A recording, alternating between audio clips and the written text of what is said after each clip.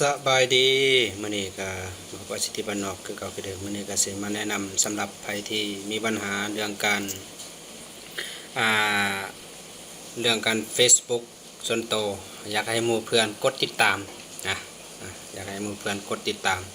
สำหรับใครที่อยากให้หมู่เพื่อนกดติดตาม Facebook ของตัวเองแต่ว่าบางคนก็มีปัญหาว่าหมู่เพื่อนมีบอลกดมีแต่เพิ่มเป็นหมู่อย่างเดียวบ่มีบอลติดตามมีเป็นห่วงแต่ว่าเนี่ยสิทธิบ้านนอกของจะมาแนะนำวิธีการเปิดบอลให้หมู่เพื่อนได้กดติดตามเพราะเนื่องจากว่าหมู่เขาเต็ม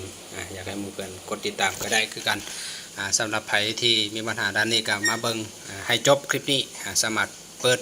นำใส่ได้เฟซส่วนตัวของตัวเองได้เนาะก่อนอื่นหมดเข้า Facebook เขาคือเก่าเนาะ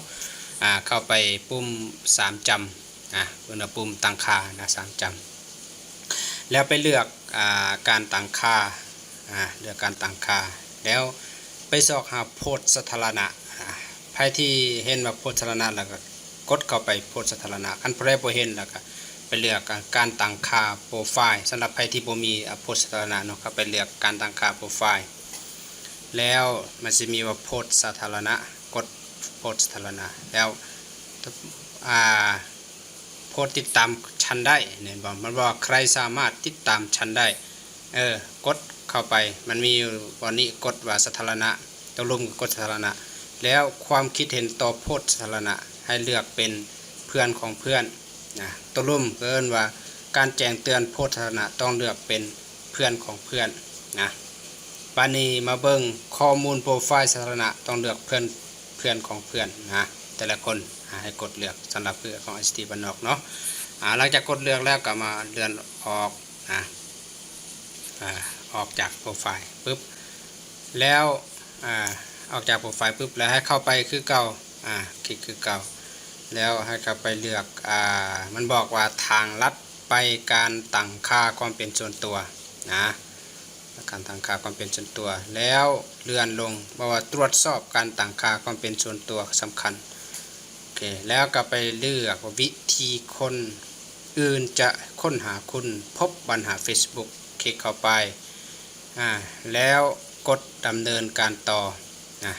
แล้วปานนี้มันบอกว่าใครบางที่สามารถส่งคำขอเป็นเพื่อนถึงคุณได้เอาก็เอาว่าเพื่อนของเพื่อนต้องเลือกเพื่อนของเพื่อน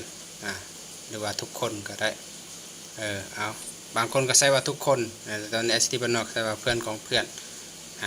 แล้วกดออกเนาะกดออกแล้วมาเปิดเบิ่งอันนั้น Facebook ก็หรือว่าโปรไฟล์ของเราว่าเห็นบ่การกดติดตามคลิกเข้าไปปุ๊บแล้วเอาไปกดปุ่ม3จำมาเบิ่งเนาะมาเบิ่งว่า Facebook เขานี่มีคนติดอันนั้นมีปุ่มกดติดตามบ่ดูในมุมมองของฉันปุ๊บนี่เห็นบ่แล้วก็สิเห็นกดติดตามหมู่เพื่อนที่ว่าเข้าไปผู้ใดที่ว่าบ่สามารถที่ว่ากดเป็นหมู่ได้หรือว่าเพิ่มเป็นเพื่อนให้เขากดติดตามเขาอย่างเดียวก็ได้คือกันเนาะสำหรับใครที่นั้นมีปัญหาด้านนี้เหมาะสมแก่การขายเครื่องออนไลน์หรือว่าโพสต์ขายเครื่องต่างๆให้คนได้ติดตามเอาเนาะเอาสำหรับคลิปนี้ก็ไลค์กดแชร์แล้วก็กดSubscribe ให้เป็นกำลังใจในคลิปต่อไปเนาะ